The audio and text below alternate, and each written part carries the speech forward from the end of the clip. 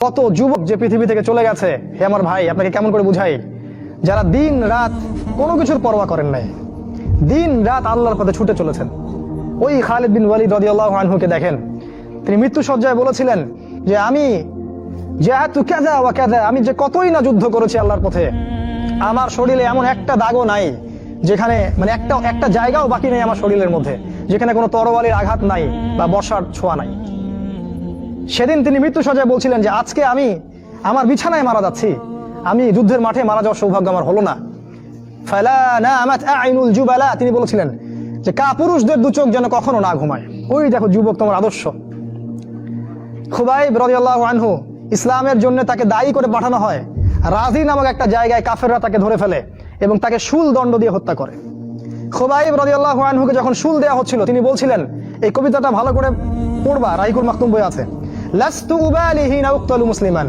তাকে যখন শুল দণ্ড দেওয়া হচ্ছে, শুল দণ্ড মানে বোঝো, পিছন দিয়ে মানে লৌহ দণ্ড প্রবেশ করিয়ে মাথা দিয়ে বের করে দিত, কঠিন দণ্ড, একটা ফাঁসি টাসির চেয়েও ভয়ঙ্কর। এই শুল দণ্ড তাকে দেওয়া হচ্ছে এবং বলা হচ্ছে তুমি কি চাও তোমাকে ছেড়ে দেই আর মুহাম্মাদকে তোমার জায়গায় শুলদণ্ড দেই? কাফেররা বলেছিল। আর এই যুবক বলেছিলেন যে আমার জীবনের বিনিময়ে নবীর একটা চুলের আঘাত পাক সেটাও আমি চাই না। দোয়া করছে আল্লাহ আমার মৃত্যুর সংবাদটা নবীকে পৌঁছে দিও। আল্লাহ পাক সেটা পৌঁছে দিলেন। রাসূল মদিনা থেকে খবর পেয়ে গেলেন যে খুবাইবকে হত্যা করা হয়েছে। তিনি তখন কবিতা আবৃত্তি করছিলেন যে লাস্তু উবালিহি না উক্তালু মুসলিমান, আমি কোনো পরোয়াই করি না যখন আমাকে মুসলিম হিসেবে হত্যা করা হচ্ছে। আলাই জামিন কানা লিল্লাহি মাসরাই, আমাকে যেদিকেই পাশ ফেরানো হোক না কেন সেটা আল্লাহর জন্যই। ওয়াযালিকাল ইলাহু ওয়া ইয়াশা, এবং তিনি হচ্ছেন এমন ইলাহ যিনি যদি চান ইউবারিক আলা ফি কুল্লি শিলুইন মিমাসা, তাহলে তিনি প্রত্যেকটা আমার গোশত টুকরা হাড্ডির মধ্যে বরকত দিতে পারবেন। এই কবিতা বলতে বলতে তার জান চলে যায়। এই যে তোমার আদর্শ, কখনো ভেবেছো তাদেরকে নিয়ে? তারা তোমাদের সুপার হিরো। আজকে ফ্যান্টাসির জগতে সুপার হিরো খুঁজে বেড়াও তোমরা। তো রাসূলের আদর্শ গ্রহণ করার সৌভাগ্য হলো না, খালিদ বিন ওয়ালিদকে দেখতে পারলে না। ওমর ইবনুল খাত্তাব এমন বীর যার সামনে 10 জন 15 জন কিছুই না, তরোয়াল নিয়ে বের হয়েছেন নবীকে হত্যা করবে। প্রতিমধ্যে শুনলেন কি তার বোন ভগ্নিপতি ইসলাম কবুল করেছে, চললেন বোন আর ভগ্নিপতিকে আগে মারবো তারপর নবীকে। সেখানে গিয়ে শুনলেন কোরআন তেলাওয়াত করা হচ্ছে, কান লাগিয়ে শুনলেন কি তেলাওয়াত করা হচ্ছে। জিজ্ঞাসা করলেন কি তেলাওয়াত করছো? তারা বললো যে আমরা কিছুই তেলাওয়াত করছিলাম না। তিনি মারধর শুরু করলেন, এক পর্যায়ে একটা কাগজ বের হয়ে আসলো, ওই যে নুসখা, সেখানে লেখা ছিল সূরা তাহা। সেই সূরা তাহার তিলাওয়াত শুনে পড়তে পড়তে পড়তে পড়তে তার চোখ দিয়ে দরদর করে পানি পড়তে লাগলো এবং তিনি বলতে লাগলেন ইয়ানবাগি লিমান ইয়াকুলু হাদা আল্লা ইউবাদা মাআহু গায়রা, যে সত্তা এরকম কোরআন নাযিল করতে পারে উচিত হবে না যে তার সাথে কাউকে শরীক করা হোক।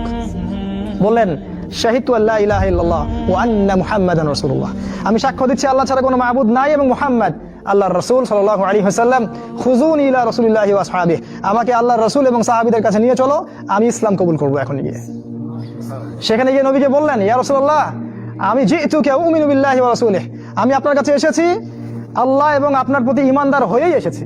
ওয়া বিমা জিতা বিহি মিন ইনদিল্লাহ, আর আপনি আল্লাহর পক্ষ থেকে জানিয়ে এসেছেন এই কোরআনের প্রতি ঈমানদার হয়েই আমি এসেছি এখানে।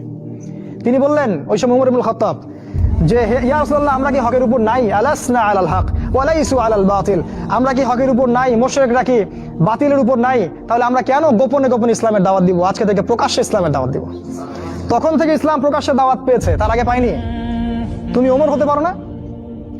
একটা ছেলেকে দেখলাম অনলাইনে, আমি তাকে চিনি না, অনলাইনে একটা স্ট্যাটাস দেখেছিলাম, খালি ইসলামের পক্ষে কিছু একটা বলার কারণে তার একটা বড় পথ চলে গেছে এবং সে স্ট্যাটাস দিয়েছে যে যদি একদিন বাঁচি সিংহের মতো বাঁচবো, তাও ধর্মকে আমি দলের কাছে বিক্রি করব না। মন থেকে দোয়া চলে আসলো ওর ওখানে। আমি কমেন্ট করেছি যে তোমাকে আল্লাহ ওমরের মতো কবুল করুক। হামজা বীর সাহাবী, যাকে উহুদের যুদ্ধে শহীদ করা হয়েছে। আবু জেহেল রাসূলকে চর মেরেছিল একটা। হামজা রাদিয়াল্লাহু আনহু যখন শুনেছেন আবু জেহেল রাসূলকে মেরেছে, সরাসরি আবু জেহেলের বাসায় ওকে গলার ধরে বের করে প্রচন্ড জোরে ঘুষি করে একটা মারা হলো। বলা হলো যে আমার ভাতিজা যে দিনের উপর আছে আমিও সেই দিনের উপর আছি, রুদ্দাহা ইন ইসতাতা'তা, তোমার ক্ষমতা থাকলে আমাদেরকে ঠেকিয়ে দেখাও দেখি। তিনি রাসূলের কাছে গেলেন, বললেন ইয়া ইবনা আখি, হে আমার ভাতিজা, কুনতু আনসুরুকা বিল হামিয়া, আমি তোমাকে সাহায্য করতাম আত্মীয়তা সম্পর্কের কারণে, আলা নানসুরুকা লিল ইসলাম, আজকের দিন থেকে আমি ইসলামের জন্য তোমাকে সাহায্য করব। আশহাদু আল্লা ইলাহা ইল্লাল্লাহ ওয়া আন্নাকা রাসূলুল্লাহ, আমি সাক্ষ্য দিলাম যে আল্লাহ ছাড়া কোনো ইলাহ নাই, তুমি আল্লাহর রাসূল। এই যে ইসলামের শক্তি বাড়তে থাকলো তখন, তো তুমি হামজার মতো হতে পারো না? হামজা রাদিয়াল্লাহু আনহু উহুদের যুদ্ধে যখন করছিলেন, তার সামনে কোনো কাফের মুশরিক টিকতে পারে নাই। আমি তোমাকে বলিনি যে অস্ত্র নিয়ে এখন বের হয়ে যাও, কথা অন্যদিকে নিয়ে যাবা না, কথাটা অন্যদিকে ঘুরাবা না। এখন তো মিডিয়ার যুগ, কথা অন্যদিকে মানুষ ঘুরায় খুব সহজে। আমি বলেছি তোমার এই চেতনাটা নাই, তুমি হামজার মতো চেতনা ধারণ করতে পারো না, উমরের মতো চেতনা ধারণ করতে পারো না। অসংখ্য সাহাবী ছিলেন এরকম। মুসআব বিন উমাইর এত ধনী সাহাবী ছিলেন, যার আতরের খুশবু ছিল আরবের সবচেয়ে দামি আতরের খুশবু। ইসলাম কবুল করে সব ছেড়ে দিলেন, এক পোশাকে তাকে কবর দেওয়া হয়েছে উহুদের মাঠে।